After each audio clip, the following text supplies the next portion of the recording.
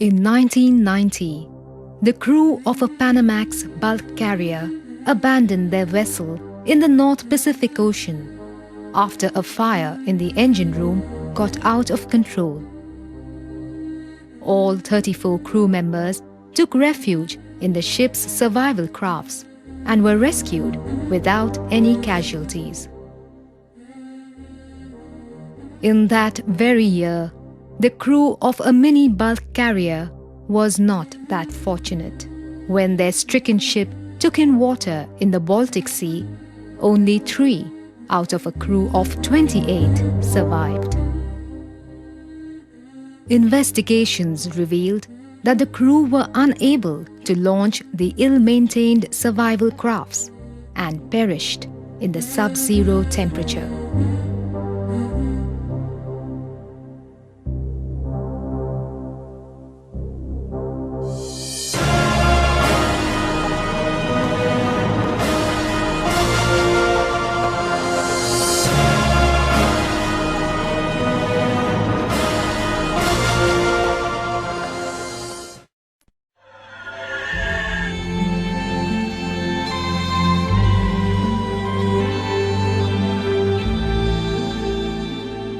Modern ships are extraordinarily seaworthy crafts, built to exacting standards of construction and outfitted with technology worthy of spaceships. However, even the best ships can capsize or sink with terrifying speed, and equipment is only as good as the personnel who operate it. Thus, it is essential that shipboard crew is aware of the principles and techniques of sea survival and well trained in the use of survival equipment. The life-saving appliances to be carried by ships must be in accordance with the SOLAS, or Safety of Life at Sea Convention, Chapter 3, and with any additional requirements of the National Administration. Every person on board should be familiar with the contents of the muster list, the general emergency alarm, and the location of the emergency stations. The muster list describes the emergency alarm signals and the action to be taken by the crew and passengers when this alarm is sounded. It further describes the special duties assigned to some crew members, which include closing of watertight doors, fire doors, scuppers, ventilators, etc. Preparation of survival crafts and other life-saving appliances. Proper muster of crew and passengers. Special duties assigned to crew pertaining to the use of firefighting equipments and installations. Officers responsible for maintenance of life-saving and firefighting appliances, and how the order to abandon ship will be given.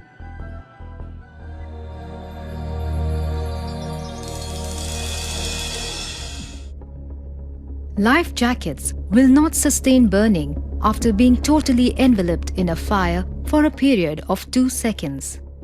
They are so constructed that they can be donned within a minute and can turn the body of an unconscious person face up, allowing him to breathe.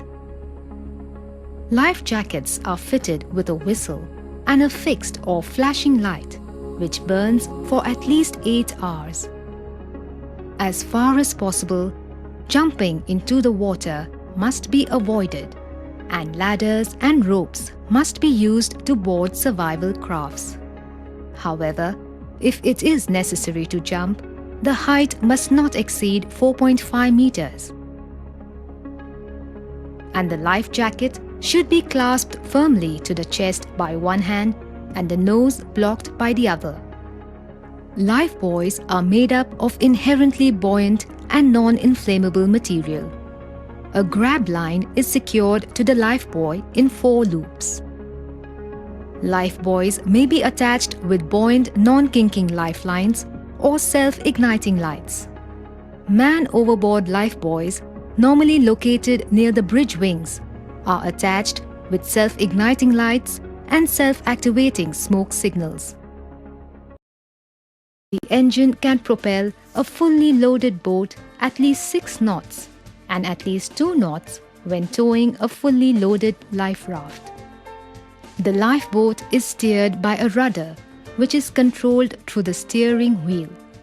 Many lifeboats are fitted with a steering nozzle, which is hydraulically operated. This system provides excellent thrust and maneuverability.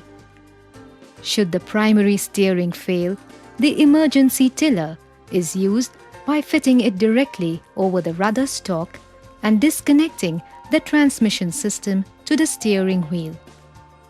A sprinkler system is provided on the lifeboat, which covers the entire surface of the lifeboat with a film of seawater, thus protecting the boat and its occupants from rapid increase in temperature if the boat is engulfed in flames of a ship on fire. On chemical tankers and gas carriers which emit toxic vapor or gases, the lifeboats are fitted with compressed air cylinders which supply sufficient air to the inside of the boat when the hatches are closed.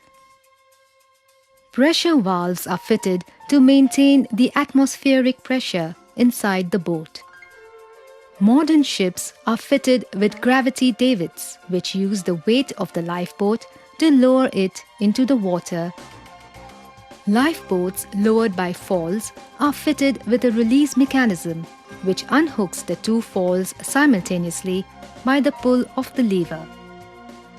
A locking device prevents unintended unhooking.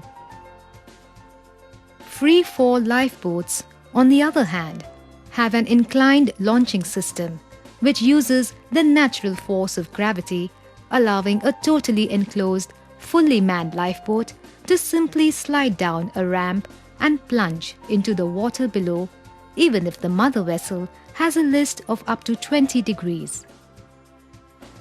To initiate the free fall, the craft is fitted with 2 independent hydraulic systems, one as the primary launching system and the other as an emergency backup.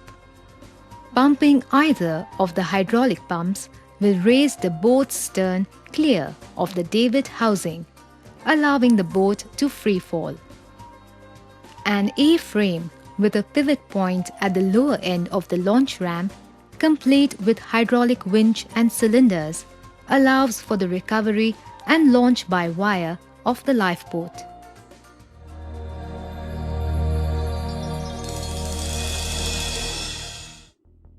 Rescue boats may be rigid or inflated and have a capacity of at least 5 seated and 1 lying person.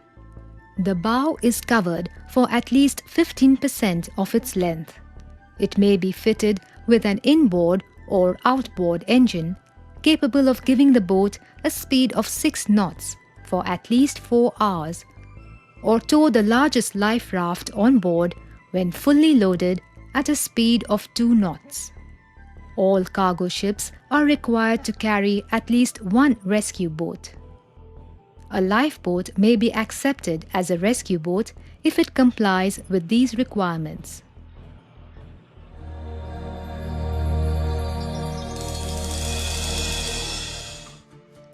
An inflatable life raft is a round or oval-shaped raft, its source of buoyancy being inflatable tubes on its periphery, which are made of rubberized cotton or nylon fabric. The whole raft is neatly folded and packed by the manufacturers in a compact fiberglass container. A send-house slip in the securing strop permits quick manual release. A painter attached to the life raft leads out of the container and is connected permanently to the ship to a strong point. To launch the life raft, the container is thrown overboard and the painter pulled out. Giving a sharp tug to the painter opens the valve of the gas cylinder and inflates the life raft.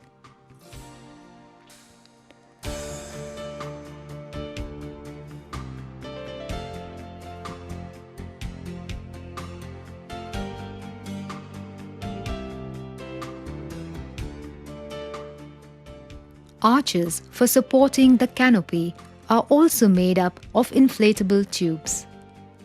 They are connected directly to the upper buoyancy compartment by a non-return valve, so that the canopy arches inflate and the canopy is erected automatically when the life raft inflates. The raft is fitted with at least 2 diametrically opposite entrances capable of being closed from inside and outside. At least one of the entrances is fitted with a ramp for boarding the raft, while others might be fitted with ladders. 4 adjustable water pockets help in reducing the drift and give stability to the life raft from capsizing. Means of collecting rainwater are also provided. For righting a capsized raft, 2 righting loops are provided under the life raft. The raft should be turned into the wind. The person should stand on the air cylinders, catch the righting loops with both hands and lean as far as possible. The raft will catch the wind and start righting.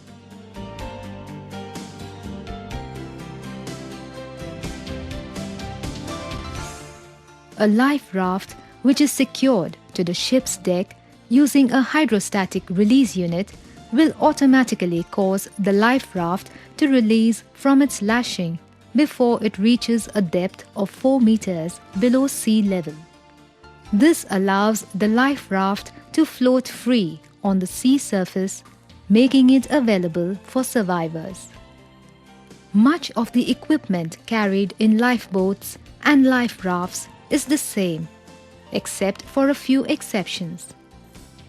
The equipment consists of food rations in airtight packages, fresh water, a first aid kit including seasickness tablets, fishing tackles, knife, tin opener, a graduated drinking vessel, a buoyant bailer, buoyant rescue quoits with buoyant lines to rescue crew stranded in water, sea anchors with a hawser and tripping line for sea streaming, whistle, radar reflector, waterproof electric torch suitable for Morse signaling, a heliograph or daylight signaling mirror, distress signals consisting of 4 rocket parachutes, 2 buoyant smoke signals and 6 hand flares, a copy of life-saving signals and survival manual giving instructions for survival at sea.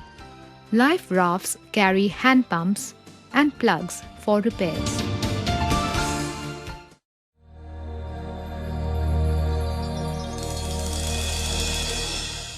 The visual distress signals consist of rocket parachute flares, which when fired vertically reach an altitude of 300 meters and release a red flare which burns for at least 40 seconds. Hand flares burn with a bright red flare for at least 1 minute. They are to be held in hand on the lee side of the craft and are effective even in daylight. Buoyant smoke signals emit smoke of highly visible color at a uniform rate for at least 3 minutes. They should be activated and thrown into the water on the lee quarter of the craft and are most effective in daytime. Disasters strike without notice. Only proper training in the use and maintenance of survival equipment can save your life.